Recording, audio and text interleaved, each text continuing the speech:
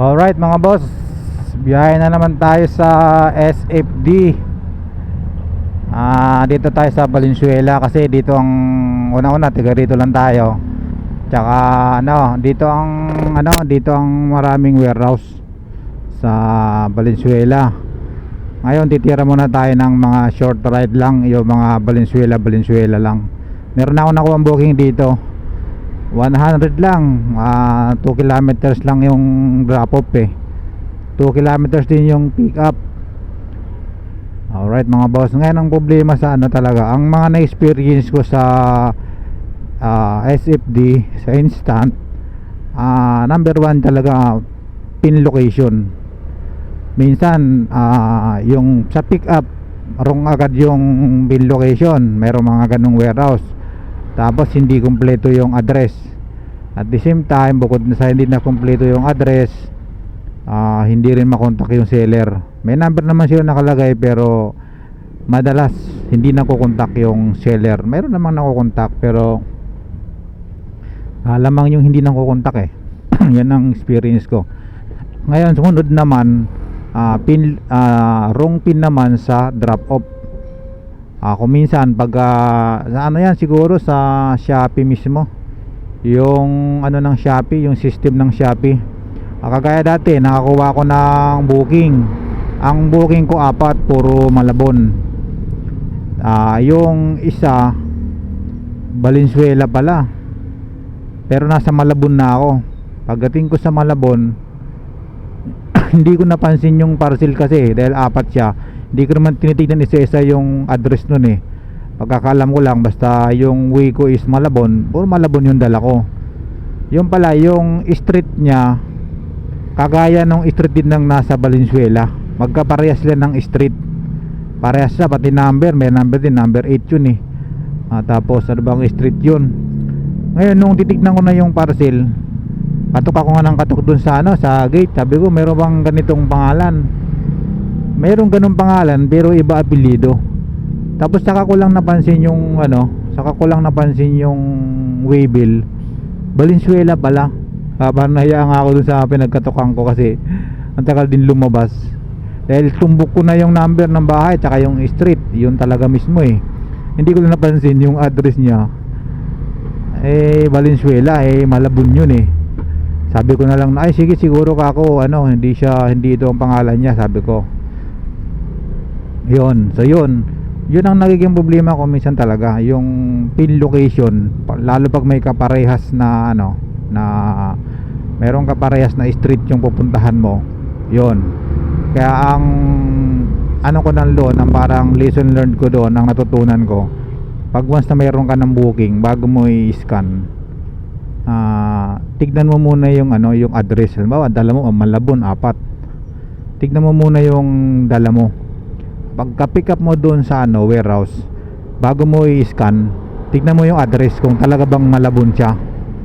Halimbawa, Malabon yung dala mo, o kung Bulacan, tignan mo muna yung mga address kung magkakamukha talagang Bulacan. Gagawin mo, wag mong i-scan, pwede mo nang i-cancel agad. Doon pa lang sa warehouse, i-cancel mo na. May mga reason naman doon kung anong reason mo bakit i-cancel mo. Pwedeng yung meron doon yung talk by mistake, pero siyempre sa'yo macha-charge yung pinaka nun. Kasi pag cancel ka ng cancel, parang mababa din yung acceptance rate mo. Yung papasok sa yung booking, mababawasan din. O pwede mo rin i-chat sa Viber na mali yung itong isa is wrong pin na agad to, sigurado kang wrong pin. Ganon. Pwede mong i-manual na kausapin mo sa Viber, hihingi nila sa'yo yung order ID. Yun, pagka nahingi na sa'yo, titignan nila yan, tapos i-cancel nila. Kaya lang minsan, ang problema din sa Viber, noong mga unang biyahe ko, kasi magti 3 months na ako sa SFD, mabilis sila sumagot sa Viber ng concern mo. Ganon. Ngayon, habang tumatagal, medyo tumatagal na rin yung pagsagot ng ng mga agent sa sa SFD, sa Viber. Siguro dahil siyempre dumami na yung rider, dumami na yung inaasikaso nila, mas konti na yung agent kaysa sa rider siyempre.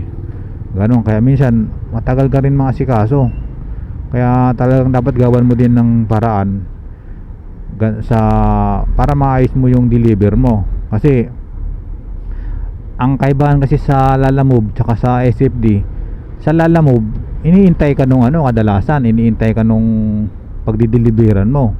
Dito hindi, hanapin mo talaga yung bahay, kung second floor yan, kung ganon talagang hanapin mo kasi sanay sila na ganon eh. Ang mga customer kasi customer ng Shopee yan, talagang bahay-bahay yan, ganon. Although meron namang nakokontak na sumasagot, meron naman nakokontak na minsan sasalubungin ka na lang pag hindi mo mahanap yung bahay. Kasi yung iba walang halimbawa sa isang area, lalo pag mga squatter, number 57 na rin bawa sila, ang dami nilang gumagamit nung ganung number 57. Yun ang ano mo doon, pinaka downside mo. Kasi isa lang yung number, ang dami nilang bahay, squatter pa yun. Kaya pag gabi na nga, minsan nakakabahan ka din mag-deliver dahil di ka naman tiga ron eh. Ganon, paghapon na. Kaya ako di ako nagpapagabi. Sagad ko lang alas 5 ng hapon, saka kailangan ma-deliver ko na lahat bago dumilim. Ganon yun. Ngayon, ang isa pang sa rate, siyempre sa rate niya wala tayong pag-uusapan. Talagang ang kakaltasin lang sa'yo yung tax lang eh, yung withholding tax mo. Kaya hinihingihan ka ng hinihingihan ka ng BIR TIN number, kasi kakaltasan ka nila ng tax mo. 2% lang yun. Kaya malaki talaga yung tulong din, na maliit lang yung kinakaltas nila, wala nang cut. Kasi hindi naman siya delivery services talaga. Ang kita ni Shopee dito yung in order nilang item, kasi yung bawat seller doon meron silang percentage na kinukuha, commission yun nila. Kaya sa deliver, sa rider na agad yun. Ayan. So yun yung mga na-experience ko talaga na sa SFD, sa instant, yung pong wrong pin talaga number 1. Tapos kung minsan naman COD yung dala mo, pagdating mo sa bahay wala yung pagdideliveran mo, umalis, walang naiwang pera. So ang option mo naman doon RTS mo.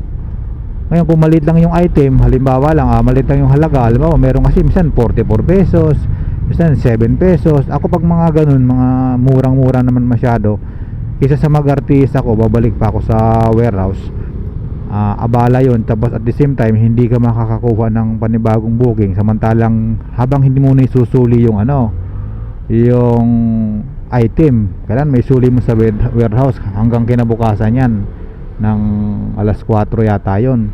Habang di mo nasusuli yan, hindi ka papasukan ng booking. Paano kung yung area mo maraming warehouse? Di dapat sana pag natapos mo yung deliver mo, makakuha ka ng panibago pabalik, ganon. Kaya ang ginagawa ko naman doon, minsan pag mababa lang, 40 pesos, 30 pesos na COD, i-complete ko na yung delivery. Pipicturean ko yung lugar, yung area niya, tapos i-complete ko ngayon.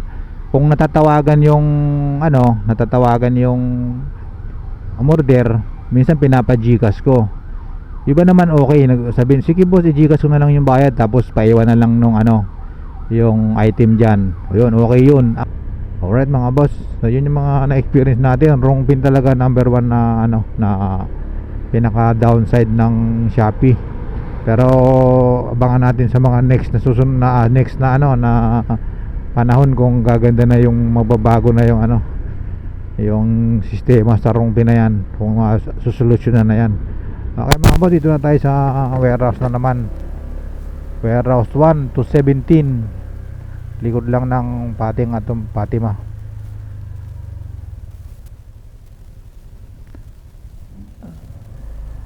Boss, instant boss.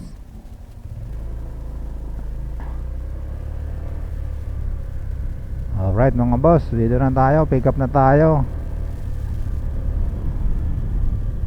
Malapitan kasi umaga para makabalik tayo dito.